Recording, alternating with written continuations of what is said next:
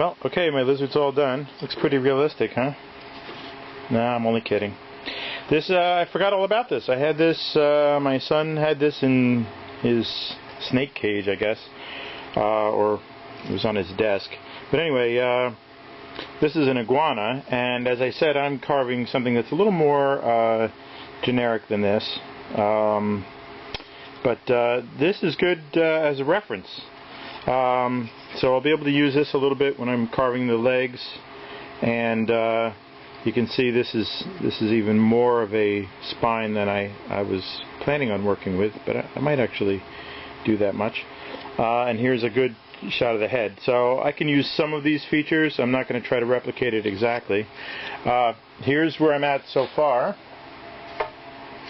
Got quite a bit done since the last video. So I'm down to getting to some details on the and more final shaping on the legs and the body. I'm probably going to leave the body kind of fat in here because that's typical of some lizards, but I have to smooth it out.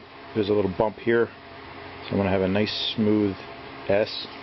I got a little notch in here I have to fix. Got to round this out a little bit, and then I have to really get into the head and get the eyes carved in there. But most of this work that I did, you can see here where this grain is going to be really nice when it's all smoothed up. But pretty much I did all this carving with this knife right here, which is a lion's knife. Super sharp, one of my favorite knives. But the shape of it allows me to make the types of cuts against these tough grain areas, and also navigate through the hard and soft rings here. If you're carving basswood, aspen, poplar, those types of woods, the early and late wood, which is the growth of the tree from the winter versus the summer, is not as defined. It is in this wood. The light sections is the wider, the fatter sections, and that's when the tree is growing in the summer and it's growing faster. It has lots of sun and water. And in the winter it grows slower, so it has narrower and darker and of course harder rings.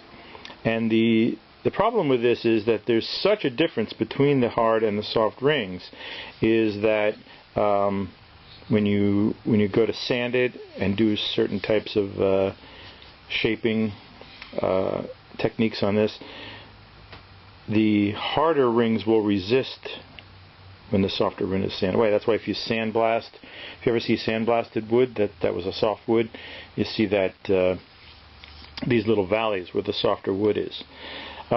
With a sharp knife and cutting across the grain, it's not such a problem. You tend to get both, but you can really feel that hardness that you're fighting with in those hard rings, and you don't have that in basswood and poplar and other woods that have a more even grain.